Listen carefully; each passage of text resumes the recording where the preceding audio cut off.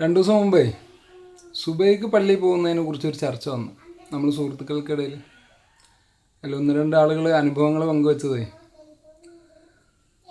സുബൈക്ക് പള്ളിക്ക് രണ്ടു ദിവസം ഇറങ്ങിയപ്പോൾ അവിടുത്തെ കാരണവന്മാർ എന്താ ഇവിടെ, എന്താ രാവിലെ തന്നെ എന്തിനാ പള്ളി വന്നുകൊണ്ട്, എന്താ പ്രശ്നം എന്നൊക്കെ ചോദിച്ചു എന്നാ ഒരുത്തനോടെ. മോൻ പറഞ്ഞു ഞാൻ നിർത്തി, പള്ളിയൊക്കെ കാരണവന്മാരെ കുത്തകയെന്നാണ്.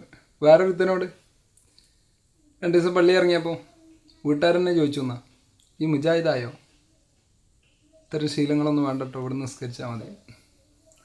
കഞ്ചാവിൻ്റെ കള്ളിൻ്റെയൊക്കെ അവസ്ഥയുള്ള ഈ സമയത്ത് പിള്ളേർ പള്ളിയിൽ പോയിക്കോട്ടെ. പള്ളി വരുന്ന കുട്ടികളെ ഒരു നോട്ടം കൊണ്ട് പോലും മുഷിപ്പിക്കാതെ. ഇതിപ്പോൾ പറയാൻ കാരണം, ഇന്ന് ചീരമുക്ക് പള്ളി പോയി.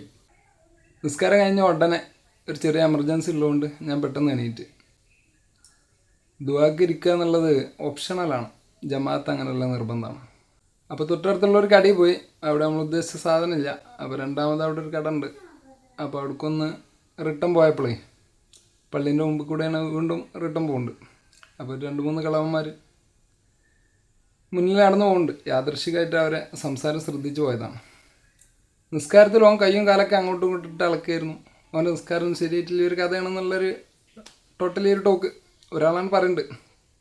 ആ പറയപ്പെട്ട ആൾ മറ്റുള്ളവരെ നിസ്കാരം നോക്കാൻ വേണ്ടി പള്ളി വന്ന കയറും. അയാൾ നിസ്കാരത്തിൽ ഇത് കയറും പണി. മറ്റവൻ്റെ നിസ്കാരം എങ്ങനെ ഉണ്ടോ, കൈ കൊടുക്കുന്നുണ്ട്, കാലം കൊടുക്കാൻ നോക്കിക്കൊണ്ട് കയറും. നിസ്കരിക്കുന്ന എല്ലാവർക്കും ഓരോ കുറ്റും കുറവൊക്കെ ഉണ്ടാവും. എന്തായാലും ഞാൻ അത്ര ചെവി കൊടുക്കാതെ കവർ ചെയ്ത് പോയി. ഞാൻ അവരെ മറി കടന്നതും ആ ബുദ്ധിയില്ലാത്ത കളവൻ പറയാം, ആ ഞാൻ പറഞ്ഞ ചെക്കാതാ പോണു. എന്താ ശരിയായിരിക്കാം, നമ്മളെ നിസ്കാരത്തിൽ ഒരുപാട് അപാകതകളുണ്ടാവും. സ്വീകരിക്കുന്നതും സ്വീകരിക്കപ്പെടാതിരിക്കുന്നതൊക്കെ പഠിച്ചോനാണ്. ആ കളവന്മാരോട് ഞാൻ തർക്കിക്കാൻ നിന്നിട്ടില്ല. ഒരാൾ പറഞ്ഞതായിരിക്കാം, മറ്റാൾ അത് അംഗീകരിക്കാതിരിക്കാം.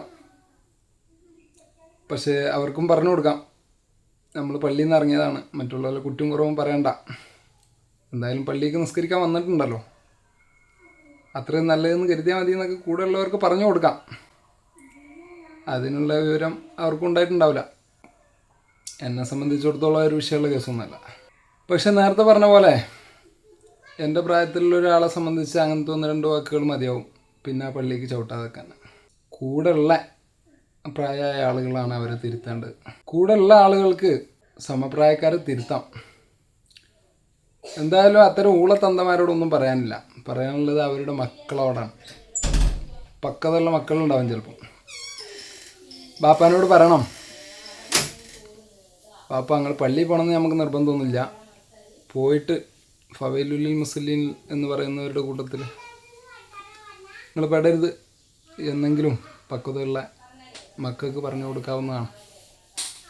ചീരമുക്കാർക്ക് സമർപ്പിക്കുന്നു.